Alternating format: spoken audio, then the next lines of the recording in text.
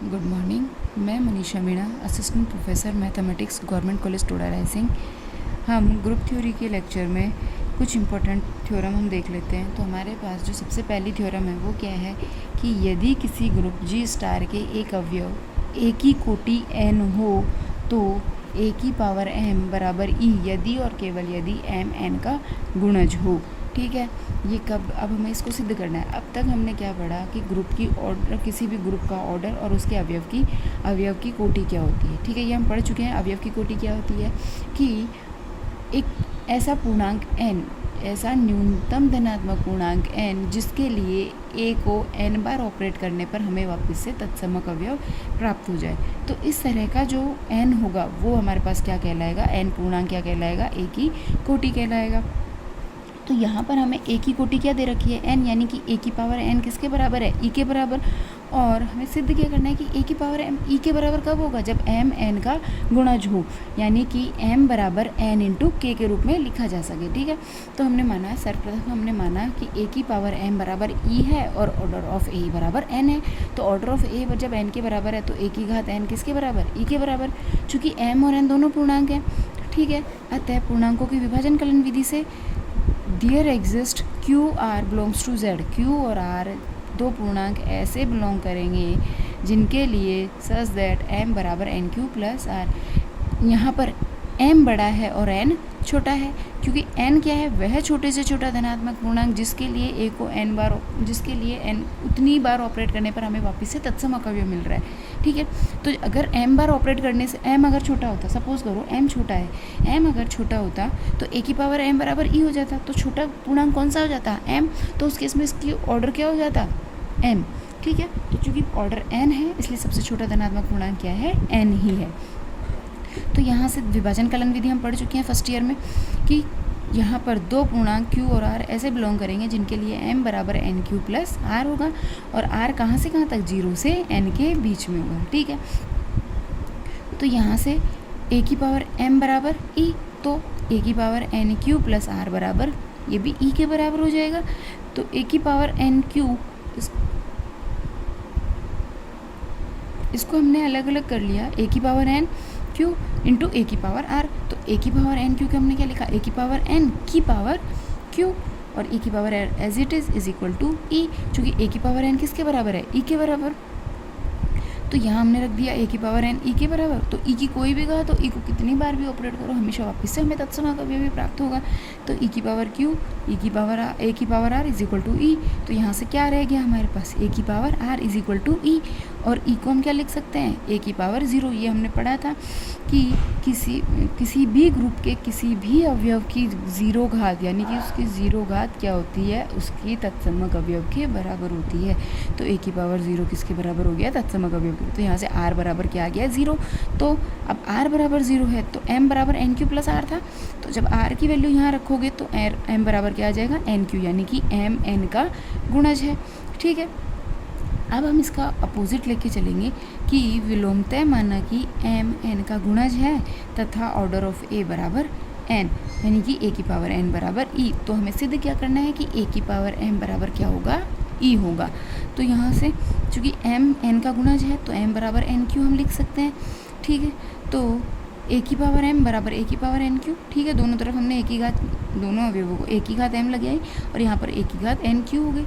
तो implies that a की power m is equal to a की पावर n की पावर q। तो a की पावर n किसके बराबर है, यहाँ से e के बराबर, e का मान, a की पावर n का मान रखा है, e की पावर q, और ये किसके बराबर आ गया, e के बराबर। तो यहाँ से आ गया a की पावर m बराबर e, अतः a की पावर m बराबर e यदि और केवल यदि m n का गुणज है। ये आपके पास काफ़ी इंपॉर्टेंट थ्योरम है, आपके पास काफ़ी सारे एग्जाम्पल्स में आपके काम आएगी। ठीक है, तो अब हम एक नया टॉपिक इससे रिलेटेड ही एक नई थ्योरम देखते हैं, कोप्रमेय देखते हैं, उपप्रमेय। तो उपप्रमेय का स्टेटमेंट हम देख लेते हैं, इसी से रिलेटेड है। तो ये देख लेते हैं कि ग्रुप जी स्टार के किसी अवयव a के किसी पूर्णांक घात की कोटि a की कोटि से अधिक नहीं होती है। यानी कि मैं यहाँ पे अगर ये दे दिया जाए कि a का ऑर्डर n है तो हमें क्या सिद्ध करना है कि a की कोई भी घात r उसकी कोटि n से ज़्यादा नहीं हो सकती, उसकी कोटि हमेशा n से कम या उसके बराबर होगी। ठीक है, कम ही होगी, बराबर तो कम या बराबर होगी। ठीक है, अब इसका प्रूफ हम देख लेते हैं कि माना ए किसी ग्रुप जी स्टार का एक अवयव है, किसी ग्रुप जी स्टार का एक अवयव है। ए हमने इसी ग्रुप का एक अवयव ले लिया तथा ए की कोटि क्या है, एन है। ए का ऑर्डर हमने क्या ले लिया, एन, अर्थात ऑर्डर ऑफ ए बराबर एन, तो ए की घात एन बराबर ई के बराबर हो गया। तब किसी एम बिलोंग्स टू जेड के लिए ए की घात एम की घात एन, ठीक है, ये किसके बराबर, ए की घात एम एन के बराबर। और इसको हम क्या लिख सकते हैं, ए की घात एन की घात एम, तो यहाँ से हमारे पास क्या आ गया, ई की घात एम बराबर ई। तो ए की घात एम ये क्या है, ए की पूर्णांक घात, इसकी घात कितनी लगा रखी है, एन, तो ये किसके बराबर आ गया, ई। तो इसका मतलब ऑर्डर ऑफ ए की घात एम किसके लेस देन और इक्वल टू होगा, एन से। ये हम पढ़ चुके हैं कि किसी भी, अगर ये हमें दिया हुआ है कि ए की घात एम बराबर ई, तो हम क्या कहेंगे कि ये ज़रूरी नहीं है कि ए की घात एम बराबर ई है तो ए का ऑर्डर एम है, ये ज़रूरी नहीं है।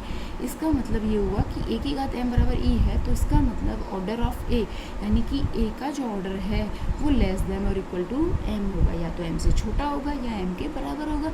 क्योंकि एम के, अगर अभी हमने जो प्रूफ किया था इस थ्योरम में कि अगर एम एन का गुणांक है, गुणज है, तो उस केस में क्या हो जाएगा, अगर एम एन का गुणज है तो उससे बड़े संख्या के लिए भी वो कई बार तत्समक अवयव के बराबर बन जाता है।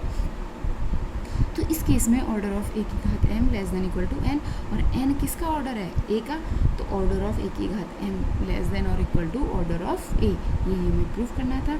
इसके बाद नेक्स्ट जो है हमारे पास, नेक्स्ट थ्योरम हम देख लेते हैं।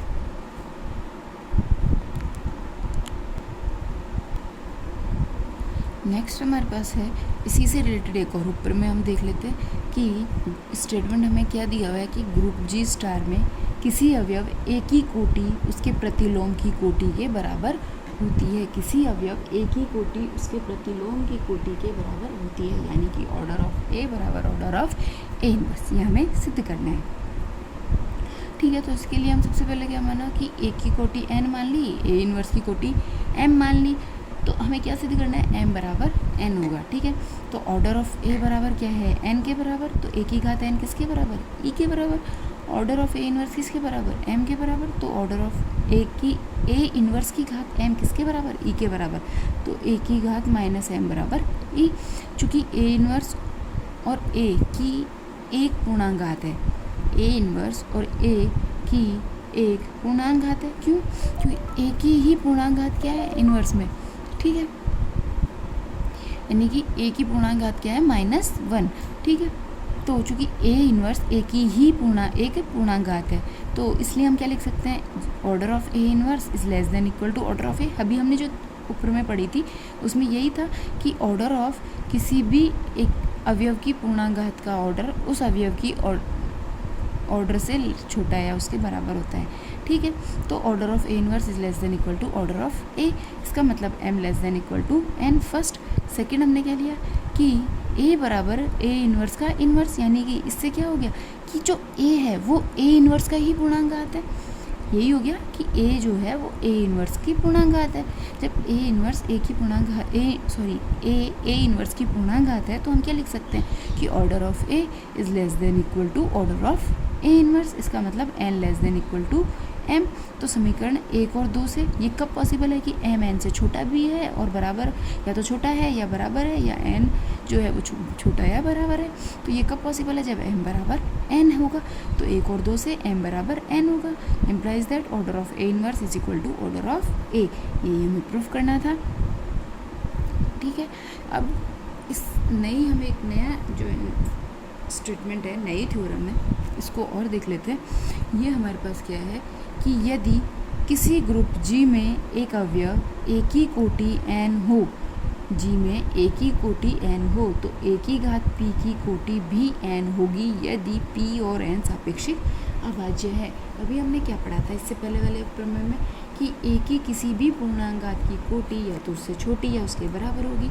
अब बराबर कब होगी, बराबर किस केस में होगी, जब एक p जो है a की घात जो p है वो p और p की a की घात p की कोटि n कब होगी, जब p और n दोनों क्या है, सापेक्षिक अभाज्य हैं। सापेक्षिक अभाज्य का मतलब क्या है, ये हम फर्स्ट ईयर में भी पढ़ चुके हैं कि नंबर थ्योरी में हमने पढ़ा था कि कोई भी दो संख्याएं सापेक्षिक अभाज्य कब कहलाती है, जब उन दोनों का GCD 1 के बराबर हो, यानी कि उन दोनों में एक के अलावा कोई भी कॉमन फैक्टर नहीं हो, यानी उन दोनों संख्याओं के कोई भी टुकड़े नहीं किए जा सके। ठीक है, अब इसके प्रूफ के लिए माना ऑर्डर ऑफ ए की घात p is equal to m, वही जो हमने पहले माना था पहले की प्रोसेस की तरह कि ए की घात p का ऑर्डर m है और ऑर्डर ऑफ a हमें दिया हुआ है ही पहले से ही n, तो a की घात n किसके बराबर, e के बराबर। तो यहाँ से क्या लिख सकते हैं कि a की घात n की घात p, ये किसके बराबर हो जाएगा, ये भी e के बराबर। ठीक है, तो इसको हम ये भी लिख सकते हैं a की घात p की घात n, ये भी किसके बराबर, e। तो ऑर्डर ऑफ a की घात p क्या हो गया, less than equal to n, यानी कि m less than equal to n, समीकरण नंबर 1। चूँकि p और n सापेक्षिक अभाज्य हैं, अतः GCD ऑफ p और n इज इक्वल टू क्या हो गया, 1 के बराबर। तो GCD की परिभाषा से देयर एग्जिस्ट, यहाँ पर दो x और y ऐसे दो पूर्णांक बिलोंग करेंगे z में, जिनके लिए px plus ny is equal to क्या हो, 1 के बराबर हो। तो ये हमने क्या किया कि a की घात px plus ny is equal to a की घात 1 लिख सकते हैं। तो यहाँ से a की घात px इंटू a की घात ny is equal to a, यहाँ से a की घात px इंटू a की घात n की घात y is equal to a। यहाँ से हमने लिखा कि a की घात n को हमने क्या लिख दिया, e की घात y is equal to a। तो यहाँ से किसके बराबर आ गया, a की घात px is equal to a। तो अब ये आ गया मेरे पास कंडीशन, a की घात px is equal to a की घात m is equal to a की घात px की घात m, दोनों तरफ m घात ले ली। ठीक है, m घात लेने पर अब हमने इसको क्या लिखा, a की घात p की घात m और उसकी भी घात x। तो यहाँ से क्या, इसको भी हमने ऐसे किया, इसी वाले को लिखा ना, a की घात p की घात m और उसकी घात x। तो a की घात p की घात m ये किसके बराबर है, e के बराबर। a की घात px किसके बराबर है, p की घात m। ये हम कहाँ से निकाले थे कि a की घात p की घात m किसके बराबर है, e के बराबर। क्यों, क्योंकि इसका ऑर्डर m के बराबर है। तो ये किसके बराबर हो गया, e के बराबर, e की घात x रह गया। तो e की घात x ये किसके बराबर आ गया, वापस से e के बराबर। तो a की घात m बराबर e। तो order of a is less than equal to m, a का ऑर्डर क्या हो गया, less than equal to m, तो यानी कि n less than equal to m रह गया। समीकरण नंबर 2, 1 और 2 से कब पॉसिबल है, जब m बराबर n, यानी कि ऑर्डर ऑफ a की घात p is equal to order of a। Thank you.